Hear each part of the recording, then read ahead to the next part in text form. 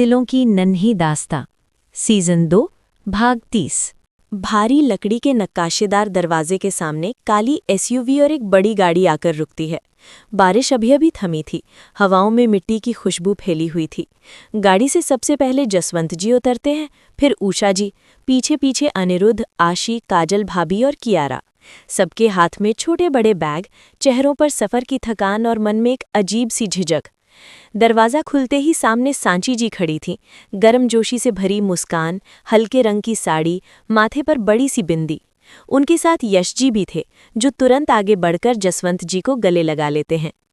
आइए रायचंद साहब, अपने घर में आपका स्वागत है, यश अपनेपन से बोले। सांची भी उषा जी को गले से लगा लेती है। सांची उषा जी से बोली, उषा जी, आप इसे भी अपना ही घर समझिए। उषा जी हल्का सा मुस्कुरा देती हैं। कियारा को देखकर सांची जी उसके पास आकर बोली, कियारा बेटा, कैसे हो आप? मैं ठीक हूँ, बोली। आपको पता है, अंशुमन भैया ने आपके लिए ढेर सारे चॉकलेट्स रखा है, आपको खानी है? सांची प्यार से बोली। कियारा हाँ में सर हिलाती है। तभी सांची अंशुमन को कियारा को अपने रूम में ले जाने को कहती हैं। अंशुमन कियारा को अपने साथ ले जाता है। कुछ देर में वो लोग सोफे पर बैठकर बातें कर रहे थे। उषा जी नम आंखों से बोली, पता नहीं भगवान हमें किस गलती की सज़ा दे रहे हैं। सांची बोली, उषा जी, हिम्मत रखिए, सब ठीक होगा। तभी यश माहौल हल्का करते हुए बोला, चलो, इसमें एक बात बढ़िया हुई, इसी बहाने हम लोग साथ में कुछ दिन बिता लेंगे। उनकी बात पर सभी हल्का सा मुस्कुरा देते हैं। तभी सांची बोली, हमने आप लोगों का कमरा तैयार करवा दिया है, आप लोग जाकर फ्रेश हो जाइए, तब तक हम सब के लिए नाश्ता लगाते हैं। सांची नौकर से कहकर उनके सामान कमरे में रखवा देती है। आशी अभी बाथरूम से बाहर निकली थी। वो देखती है अनिरुद्ध परेशानी से फ़ोन पर किसी से बात करते हुए फ़ोन रखता है। तभी आशी उसके पास आकर उसके कंधे पर हाथ रखती है। वो पलटकर आशी की ओर देखता है। वो उसकी तरफ देखते हुए बोला, तुम खड़ी क्यों? आओ बैठो, डॉक्टर ने ज़्यादा देर खड़े रहने से मना किया है। आशी को वो बिठाकर बोला, तुम आराम करो, मैं तुम्हारे लिए कुछ फ्रूट्स लेकर आता हूँ। इतना कहकर वो जाने लगता है कि तभी आशी उसका हाथ पकड़ लेती है। वो मुड़कर आशी की ओर देखता है। आशी उसकी ओर देखते हुए बोली, ऑफिस के काम से आप इतना परेशान थे, फिर भी आपने ये बात घर में किसी को भी पता नहीं लगने दी। आप हमारे लिए अपनी टेंशन छुपाकर मुस्कुराते रहे। अनिरुद्ध उसकी बात सुनकर कुछ पल चुप रहा। उसकी आंखों में थकान थी, लेकिन होठों पर वही हल्की सधी हुई मुस्कान। वो उसके पास बैठकर बोला, तुम बिल्कुल फिक्र मत करो, मैं बहुत जल्द सब ठीक कर दूंगा। आशी उसकी ओर देखकर बोली, आप घर ढूंढ रहे हो? उसकी बात पर अनिरुद्ध उससे बोला, हाँ, वो एक्चुअली आपको कुछ भी कहने की ज़रूरत नहीं है, मैं समझती हूँ और मैं हमेशा आपके साथ हूँ, आशी बोली। अनिरुद्ध उसकी बात सुनकर बोला, अंकुर ने 1-2 घर देखे हैं, मुझे एक बार जाकर देखना होगा। तभी दरवाजे पर दस्तक होती है। वो लोग देखते हैं सामने सांची खड़ी थी। वो अंदर आकर बोली, अनिरुद्ध बेटा, माफ़ करना, हमने तुम्हारी बात सुन ली। बेटा, घर ढूंढने की क्या ज़रूरत है, ये घर भी तो अपना ही घर है ना? अनिरुद्ध ये सुनकर सांची से बोला, माँ, हाँ, ये घर भी हमारा है, लेकिन हम यहाँ हमेशा के लिए कैसे रह सकते हैं? एंजल मम्मा, मिस्टर रायचंद सही कह रहे हैं, हमें जैसे कोई अच्छी जगह मिल जाएगी हम वहाँ शिफ्ट हो जाएंगे, आशी बोली। लेकिन बेटा, प्लीज़ एंजल मम्मा, आशी बोली। उसकी बात सुनकर सांची बोली, ठीक है, जैसा तुम सबको ठीक लगे। अच्छा, मैं आप दोनों को नाश्ता के लिए बुलाने आई थी। तभी अनिरुद्ध बोला, माँ, आप आशी को ले जाइए, मुझे कुछ काम है तो मैं आता हूँ। अनिरुद्ध, नाश्ते के बाद जो काम है कर लेना, अक्सर भूखे पेट बनते काम भी बिगड़ जाते हैं, सांची बोली। सांची की बात सुनकर अनिरुद्ध उन्हें मना नहीं कर पाता। टेबल पर नाश्ते की ढेर सारी प्लेटें सज चुकी थी। गर्मा गर्म आलू के पराठे, कटोरी में मक्खन, ताज़ा फलों का प्लेटर और चाय की केतली से उठती भाप। सांची ने सबको बैठने का इशारा किया। चलिए, सब लोग बैठ जाइए, वरना पराठे ठंडे हो जाएंगे। सभी थोड़ा असहज महसूस कर रहे थे। तभी कियारा कुर्सी पर चढ़ते हुए बोली, मुझे मक्खन वाला पराठा चाहिए। अंशुमन हंसते हुए बोला, कियारा, आपको जो चाहिए आप खा लो, उसके बाद हम वीडियो गेम्स खेलेंगे, ओके? ओके अंशु भैया। कियारा और अंशु को देखकर सभी मुस्कुरा दिए। काजल जी कियारा को पराठे खिलाने लगी। सांची सबको परोस रही थी। तभी काजल उठते हुए बोली, आंटी, मैं आपकी हेल्प। अरे नहीं काजल, आप कियारा बेटी को खिलाओ, मैं सबको परोसती हूँ। सांची सबको परोसते हुए आशी के पास आते हुए बोली, लो बेटा, गरम गरम है, ठंडा मत होने देना। आशी ने धीरे से मुस्कुराकर कहा। थैंक यू एंजल मम्मा। यश माहौल हल्का करते हुए बोला। मक्खन पराठा, गेम्स और ऊपर से ये घर का मस्त माहौल, भाई ये तो छुट्टियों वाला पैकेज हो गया। यश की बात पर सभी हल्का मुस्कुरा देते हैं।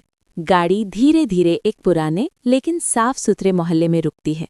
आसमान हल्का धुंधला, ठंडी हवा चल रही थी। अंकुर गाड़ी से उतरते हुए बोला, चल ये आखिरी वाला घर देख लेते हैं, मुझे लगता है ये तुझे पसंद आ सकता है। अनिरुद्ध ने चारों ओर देखा। गली में नीम और गुलमोहर के पेड़, पास ही बच्चों के खेलने की आवाज़ और सन्नाटा नहीं बल्कि एक हल्का सा जिंदा माहौल था। दोनों घर के अंदर दाखिल हुए। सफ़ेद दीवारें, लकड़ी के छोटे छोटे खिड़की के फ्रेम और एक छोटा सा लिविंग रूम जो धूप में नहाया हुआ था। अंकुर ने इशारा किया और बोला, देख यहाँ लिविंग रूम और ये सामने किचन, ऊपर 2 छोटे बेडरूम हैं और पीछे एक छोटा सा गार्डन भी है। अनिरुद्ध ऊपर गया। कमरे सच में छोटे थे, लेकिन खिड़कियों से आती हवा और रोशनी ने उन्हें खुला खुला महसूस कराया। वो खिड़की के पास खड़ा होकर नीचे गली में खेलते बच्चों को देखने लगा। घर बड़ा नहीं है, अनिरुद्ध ने धीरे से कहा। अंकुर तुरंत बोला, हाँ, लेकिन ये घर तुम्हारे लिए बड़ा होना जरूरी नहीं, सही होना जरूरी है, और मुझे लगता है ये सही है। अनिरुद्ध कुछ पल चुप रहा, मानो सोच रहा हो। फिर उसने हल्की सी सांस लेते हुए कहा, ये ठीक है। अंकुर मुस्कुरा दिया और बोला, तो फिर फाइनल कर दूं? अनिरुद्ध ने सिर हिला दिया और बोला, हाँ, लेकिन पेमेंट और बाकी फॉर्मेलिटी में खुद देख लूंगा। दोनों घर से बाहर निकले।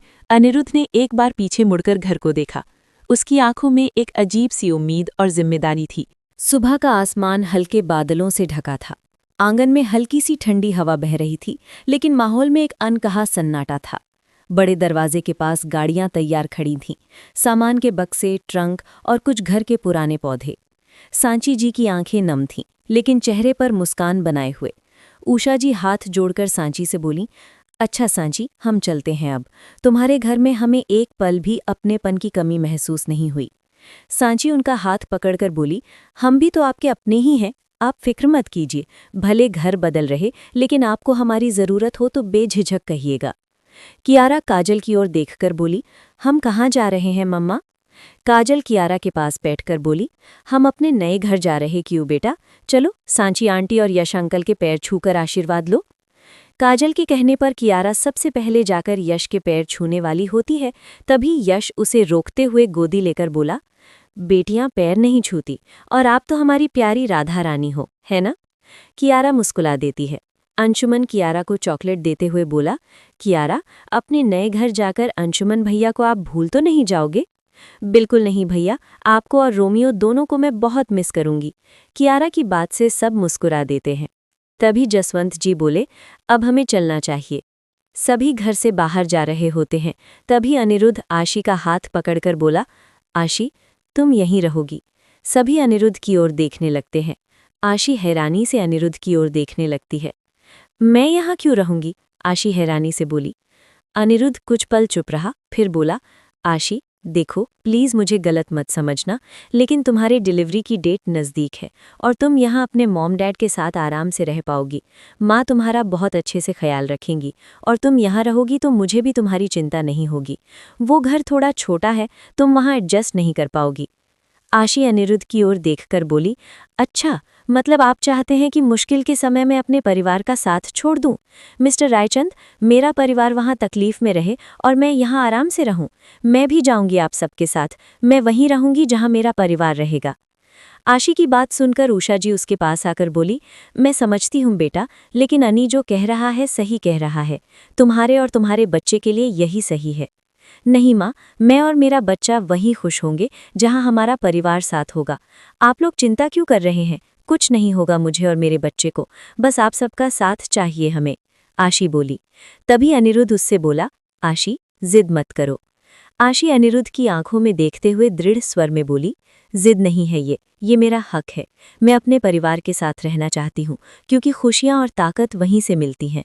कमरे में सन्नाटा छा गया। सांची जी ने आशी के कंधे पर हाथ रखा और अनिरुद्ध से बोली, अनिरुद्ध बेटा, आशी जो कह रही है उसमें भी सच्चाई है। ये वक्त साथ का है, दूरी का नहीं। अनिरुद्ध ने आंखें नीचे कर लीं, मानो वो खुद को समझा रहा हो। फिर गहरी सांस लेते हुए आशी का हाथ छोड़ दिया, लेकिन उसके चेहरे पर अब भी चिंता साफ थी। अनिरुद्ध धीरे से बोला, ठीक है, पर एक बात याद रखना आशी, तुम और हमारा बच्चा मेरी सबसे बड़ी जिम्मेदारी हो। काजल भाभी आगे आते हुए बोली, तुम फिक्र मत करो अनी, आशी का ख्याल हम बिल्कुल वैसे ही रखेंगे जैसे अपने घर में रखा करते थे। आशी मुस्कुरा देती है। सबकी आंखें नम हो जाती हैं। सब दरवाजे तक आ चुके थे। यश जी ने जसवंत जी को गले लगाया और कहा, नया घर छोटा हो या बड़ा, अपना होना चाहिए, और अपना मतलब जहां अपना परिवार हो। कियारा आशी का हाथ पकड़े चलते हुए फुसफुसाई, चाची, हमारा नया घर कैसा होगा? उसमें बैल्कनी होगी ताकि हम तारों को देख सकें? आशी ने उसके बालों को सहलाते हुए कहा, हाँ, और वहां तुम्हारे लिए झूला भी होगा। सभी गाड़ी में बैठ गए। गाड़ियां धीरे धीरे चल पड़ीं। सांची जी दरवाजे पर खड़ी हाथ हिलाती रहीं और आशी ने पीछे मुड़कर आखिरी बार अपने मायके को देखा। आंखों में नमी थी, लेकिन दिल में सुकून। वो अपने परिवार के साथ थी, और यही उसकी असली ताकत थी। गाड़ियां एक शांत संकरी गली में आकर रुकती हैं। गली के दोनों ओर छोटे छोटे घर, दरवाजों पर लटकती तुलसी और मोगरे की बेल और बच्चों के खेलने की आवाज़ें। अनिरुद्ध सबसे पहले उतरकर गेट खोलता है। सामने हल्के पीले रंग का 2 मंजिला घर था। दरवाजे पर लाल रंग की पेंटिंग से ओम बना हुआ और ऊपर छोटी सी बालकनी में लटकते गमले। कियारा उत्साहित होकर बोली, वाह चाची, ये तो बहुत प्यारा है। क्या ये सच में हमारा घर है? आशी हल्के से मुस्कुराती है। उसकी आंखों में सुकून था। छोटा था, लेकिन अपना था।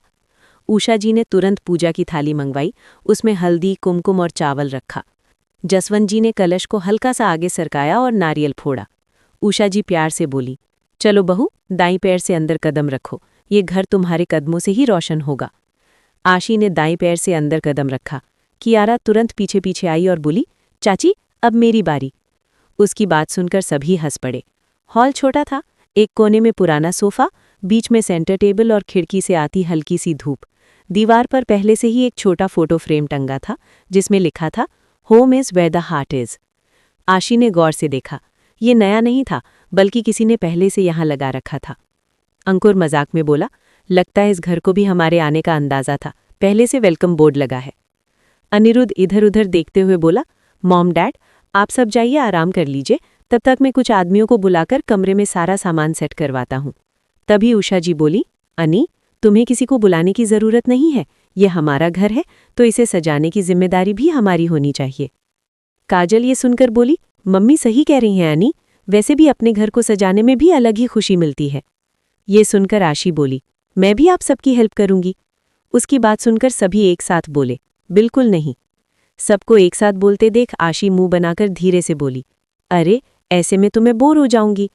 तभी अनिरुद्ध बोला, तुम बोर नहीं होगी, तुम कमरे जाकर थोड़ी देर सो जाओ, तब तक हम सब मिलकर सारा काम खत्म कर लेंगे। अनिरुद्ध उसे पकड़कर पास वाले कमरे में ले जाता और कहता है, अब तुम सो जाओ, सफ़र की थकान होगी। अरे लेकिन, कोई लेकिन वेकिन नहीं, अगर तुमने मेरी बात नहीं मानी तो मैं तुमको वापस शिखावट हाउस छोड़कर आऊंगा, अनिरुद्ध बोला। उसकी बात पर आशी अपना मुंह बनाकर हल्का सा बुदबुदाते हुए बोली, खड़ूस। अनिरुद्ध मुस्कुरा दिया और धीरे से उसे बेड पर लिटाकर उसे रजाई उड़ा दी और उसके सर पर थपकी देने लगा। आशी ने आंखें बंद कर लीं। कुछ देर अनिरुद्ध उसके पास बैठा रहा, फिर धीरे से बाहर आ गया। उषा जी और काजल किचन में बर्तनों और डिब्बों को सजा रही थी। जसवंत जी पर्दे खींचकर खिड़कियां खोल रहे थे। अंकुर और अंशुमन बेडरूम में सामान रख रहे थे, लेकिन साथ साथ उनकी खटपट और हंसी की आवाज भी आ रही थी। अंकुर मजाक करते हुए बोला, अंशु, ये सूटकेस ऐसे रखो कि अनिरुद्ध की नजर न पड़े, वरना कहेगा सीधी लाइन में लगाओ। अंशुमन उसका साथ देते हुए बोला, और अगर आशीदी देख लेंगी तो कहेंगी तुम्हारा स्टाइल अच्छा है, ऐसे ही रहने दो। दोनों जोर से हंस पड़े। करीब 1 घंटे में हॉल और किचन का सारा सामान सेट हो चुका था। जसवंत जी ने पानी का जग रखा और सबको बुलाया और कहा, चलो थोड़ी देर बैठकर चाय पीते हैं। तभी कियारा भागते हुए आई और बोली, मम्मा, मैंने अपना छोटा झूला बालकनी में लगा लिया। काजल मुस्कुरा दी और बोली, अरे वाह, सबसे पहले तो कियू का कोना तैयार हो गया। कहानी अभी बाकी है। आगे क्या होगा ये जानने के लिए अगला भाग जरूर देखें। और हाँ, लाइक करो, कमेंट करो और सब्सक्राइब करना मत भूलना। मिलते हैं अगले भाग में, तब तक के लिए बाय बाय।